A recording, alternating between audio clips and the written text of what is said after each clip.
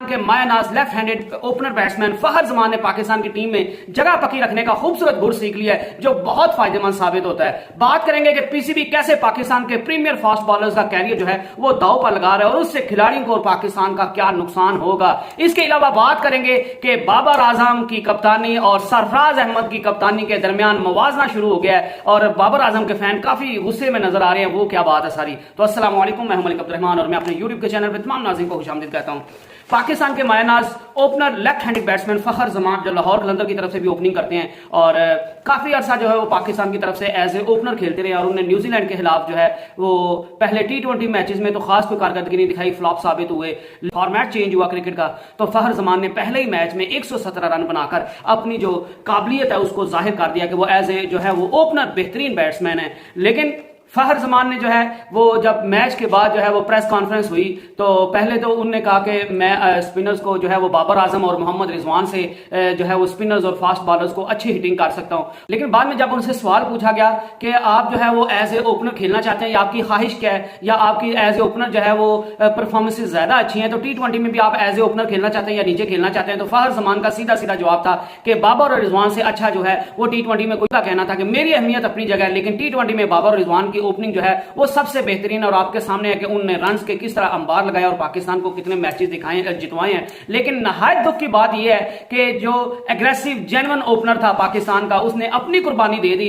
सिर्फ और सिर्फ जो है वो बाबर और रिजवान ताकि वो टीम में बना रहे। और सच इसी वजह से नहीं बोलेगा क्योंकि फहर जमान को ये पता है और उनकी दिली ख्वाहिश भी यही है कि वो एज ए ओपनर खेले क्योंकि वो जब टीम में आए थे तो वो ओपनर थे और उनने एज ए ओपनर जो था वो बड़ी परफॉर्मेंसेस पाकिस्तान को दिखाई थी। बड़े एग्रेसिव नीचे की बैटिंग करते थे। लाहौर कलंदर की तरफ से वो लगातार ओपनिंग कर रहे हैं तो लाहौर कलंदर की तरफ से भी उनके ओपनिंग के जो रन्स हैं वो आप देख सकते हैं T20 में भी। और आप उनके जब T20 में पहले ओपनिंग करते थे बाबर रिजवान से पहले तो तब भी उनके रिकॉर्ड जो है वो बहुत बेहतरीन है बनिस्बत के वन डाउन। जब फहर जमान खेलते भी यही पता है कि बाबर और रिजवान से जो है वो लड़ाई करके या उनके खिलाफ बोलकर टीम में रह नहीं बंधा सकता। तो इस वजह से उनने भी हार मान लिया है कि अगर मैंने टीम में अपनी जगह पक्की रखनी है तो मुझे बाबर और रिजवान की जो है वो तारीफ करनी पड़ेगी। और इंतहाई दुख की बात है कि जब आपकी टीम की क्राइटेरिया या जब आपकी टीम में जगह पक्की रखने के लिए आपको जो है वो आपके सीनियर खिलाड़ियों की जो है वो तारीफ करनी पड़े, नाजायज तारीफ करनी पड़े। मैं ये नहीं कह रहा कि वो T20 में जो है वो बाबर और रिजवान के रन नहीं है लेकिन बाबर और रिजवान की स्लो रन रेट की वजह से और जब पाकिस्तान फंसा होता है वो बाबर आजम और रिजवान एक मैच मुझे दिखा दें जिसमें कहते हैं जी पाकिस्तान का मैच फंसा हुआ था और बाबर आजम और रिजवान में से किसी ने एक ने जो है वो मैच सिंगल हैंडेडली जितवा दिया। आप बाबर आजम का जो है वो विराट कोहली से मुआवजा जरूर करें, लाजमी करें। वो उनने बाबर आजम ने रन्स के अंबार लगाए, वो दुनिया का नंबर 1 बैट्समैन है लेकिन भाईजान नंबर 1 बैट्समैन होने में और पाकिस्तान की टीम को मैच जितवाने में फर्क है। कोहली जो दूसरी तरफ है वो जो है वो अब्दुल रज़ाक को आज तक सारे बंदे क्यों याद रखते हैं, अजहर महमूद को क्यों याद रखते हैं, सईद अनवर को क्यों याद रखते हैं, मोहम्मद यूसुफ को क्यों याद रखते हैं, इंजमाम उल हक को क्यों याद रखते हैं, शुएब अख्तर को क्यों याद रखते हैं, उमर गुल को क्यों याद रखते हैं, सईद अजमल को क्यों याद रखते हैं, कामरान अकमल को क्यों याद रखते हैं, मोहम्मद आमिर को क्यों लोग याद रखते हैं। ये नहीं कि उनके बाबर आजम से रिकॉर्ड अच्छे हैं, ये नहीं कि वो जो थे वो बाबर आजम से ज्यादा कोई बड़े प्लेयर थे या उनका जो बाप दादा था वो बड़ा मशहूर था तो इस वजह से उनकी मशहूरी होगी। उनने पाकिस्तान को सिंगल हैंडेडली मैच जितवाए हैं और विराट कोहली आज इसी वजह से दुनिया का बड़ा नाम है क्रिकेट में क्योंकि उसने अपने कैरियर में कम से कम 60 से 70 मैचेस जो है वो इंटरनेशनल मैचेस उसने अपनी कारकर्दगी से, अपनी इनफरादी कारकर्दगी से जो है वो इंडिया की टीम को मैचेस जितवाए और मैचेस भी वो जितवाए जो ऑलमोस्ट जो है वो इम्पॉसिबल थे। MCG में जो मैच हुआ था पाकिस्तान वर्सेस इंडिया के दरमियान उसमें भी देख लें विराट कोहली जो है वो सिंगल हैंडली जो है वो पाकिस्तान से मैच छीन कर ले गए थे। और IPL में भी उनकी कई इनिंग्स ऐसी हैं जिसमें उनने अपनी जो है वो कारकर्दगी की बिना पर अपनी बैटिंग की बदौलत जो है अपनी टीम को मैच जितवाया। बात करने का मकसद ये है कि फहर जमान जब था उसको सिर्फ और सिर्फ ओपनिंग की जो है वो कुर्बानी इस वजह से देनी पड़ी क्योंकि बाबर और रिजवान ऊपर खेल रहे हैं और बाबर और रिजवान जो है वो उनके अगर खिलाफ बात करेंगे तो आप पाकिस्तान की टीम में खेल नहीं सकते हो। तो इस वजह से फहर जमान से जब ओपनिंग का सवाल पूछा गया तो उनका साफ साफ कहना था कि जो है वो T20 में मैं ओपनिंग का सोच भी नहीं सकता और बाबर रिजवान मेरे से बहुत ऊपर है और जो है उनने रन्स के अंबार लगवाए और पाकिस्तान को मैचेस जितवाए। फखर जमान को खुद भी इस बात का तदारुक है कि मैं जो है वो एज ए ओपनर में अच्छी परफॉर्मेंस दिखा रहा था और अगर मैं वन डाउन होता हूं, मैं नंबर 1 पे आता हूं, वन डाउन आता हूं तो उससे मेरी परफॉर्मेंस खराब हुई है, मेरी परफॉर्मेंस बेहतर नहीं हुई। भी जो है उसने शहीन शाह अफरीदी और हारिस रऊफ के कैरियर के साथ खेला खेलने के लिए तुला हुआ है और खिलाड़ियों को भी चाहिए। वैसे ये इतनी जो है वो बोर्ड की तरफ से तो शायद नहीं है,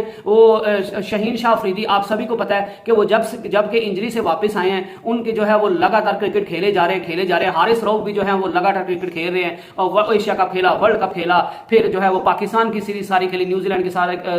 के साथ खेली, जो है ऑस्ट्रेलिया के साथ खेली, इंग्लैंड के साथ खेली, फिर जो है वो शहीन शाह अफरीदी ने तो वो सीरीज नहीं थी खेली क्योंकि वो इंजर्ड थे। फिर शहीन शाह अफरीदी भी पीएसएल में वापस आ गए, फिर अफगानिस्तान के खिलाफ सीरीज में उनको जो है वो रेस्ट दिया गया। तो ऐसे पाकिस्तान में पूरा जलजला आ गया, या शायकीन ऐसे बात कर रहे थे कि ये कोई अनहोनी हो गई है। सारी दुनिया जो है वो अपने प्रीमियम जो उनके बॉलर्स हैं, क्योंकि हमेशा जो fast bowler premium fast bowlers होते हैं उनको जो है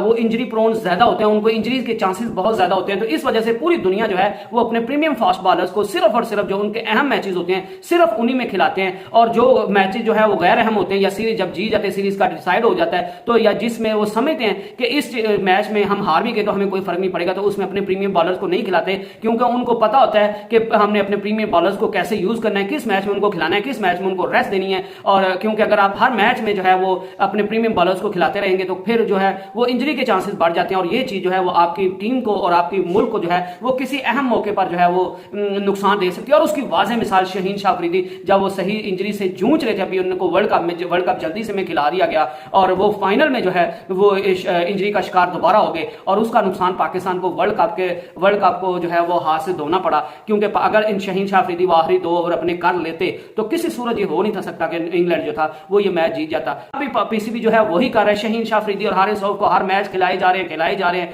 रहे हैं, और उससे उनकी जो है वो शहीन शाह अफरीदी की परफॉर्मेंस और हारिस रऊफ की भी परफॉर्मेंस नीचे आ रही है। आप ये देख लीजिए कि हारिस रऊफ जो थे वो अब जो है वो 140 प्लस 142 143 145 लो 140s में आ गए हैं, हालांकि वो 150 प्लस वाला बॉलर है। और शहीन शाह अफरीदी की आप बात करें तो वो 132 133, हालांकि वो 140 प्लस बॉलिंग करता है। और लेकिन आप उस जब फास्ट बॉलर्स को खिलाते जाएंगे या जब फास्ट बॉलर खुद खेलते जाएंगे, इतनी उनको इनसिक्योरिटीज होगी यंग बॉलर से और दूसरे बॉलर से कि अगर हमने टीम में से रेस्ट ली तो हमारा जो है वो कहीं टीम में से पक्का नाम ना निकल जाए। इसमें पीसीबी का भी कसूर है और खिलाड़ियों का भी कसूर है। पीसीबी का कसूर है कि उनको रोटेशन पॉलिसी रखनी चाहिए, खिलाड़ियों को बताना चाहिए कि भाईजान हम आपको आप चूंकि हमारे प्रीमियम बॉलर है, हम आपको अहम मैचेस में खिलाएंगे ताकि हम आपको सही से यूटिलाइज, जहां पे हमें सही से जरूरत हो, जहां पे पाकिस्तान को सबसे ज्यादा जरूरत हो, जिस मैच को लाजमी जीतना हो, जिस मैच में हमारी डू एंड डाई सिचुएशन हो, तो हम आपको उस मैच में खिलाएंगे। और उसके अलावा जो गैर अहम मैचेस होंगे उसमें हम दूसरे फास्ट बॉलर्स को मौका दे देंगे। इससे एक तो आपकी बेस्ट स्ट्रेंथ अच्छी हो जाएगी, आपको अपने दूसरे बॉलर्स का पता चलेगा, और पाकिस्तान के पास ऐसे फास्ट बॉलर्स हैं भी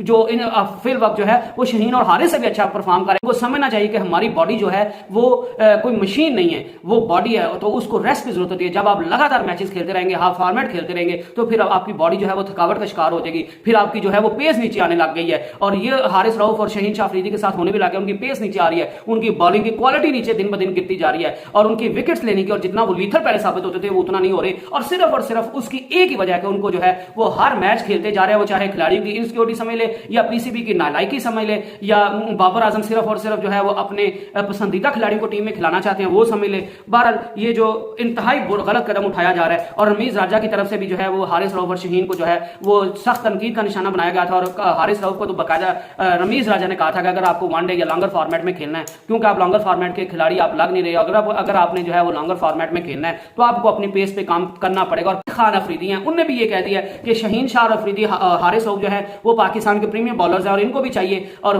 पीसीबी को भी चाहिए कि इनको जो है वो सही से देखभाल के सिर्फ और सिर्फ अहम मैचेस में खिलाया जाए, ताकि एक तो ये इंजरी से बच सके और दूसरा इनकी जो पेस है वो उस पर काम कर सके, उनकी पेस बरकरार रह सके, उनकी लिथलनेस जो है वो बरकरार रह सके, और वो जब भी खेले तो पाकिस्तान को डू एंड डाई मैचेस में परफॉर्म करके दें,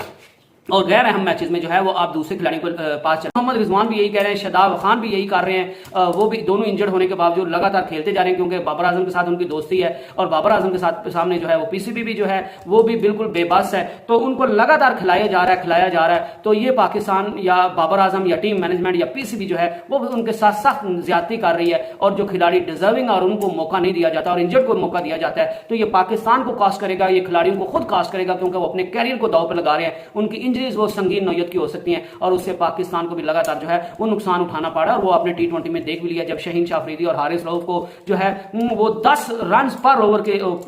10 प्लस रन जो है वो उनकी एवरेज थी एक ओवर में रन देने की। तो इससे आप अंदाजा लगा लें, शादाब खान के साथ भी यही हुआ है, इससे आप अंदाजा लगा लें कि उनकी आजकल बॉलिंग जो है वो कितनी लो स्टैंडर्ड की हो गई है। बाबर आजम और सरफराज अहमद के जो है वो फैंस एक दूसरे के सामने एक दफा फिर आ गए हैं और ट्विटर पे एक ट्वीट जो है वो सामने आ रही है जिसपे एक शायकीन ने कहा कि देखें बाबर आजम न्यूजीलैंड से जो है वो हार गया है, होम में भी हार गया और अवे में भी हारता है। और दूसरी तरफ सरफराज अहमद का रिकॉर्ड देखें, वो जो है वो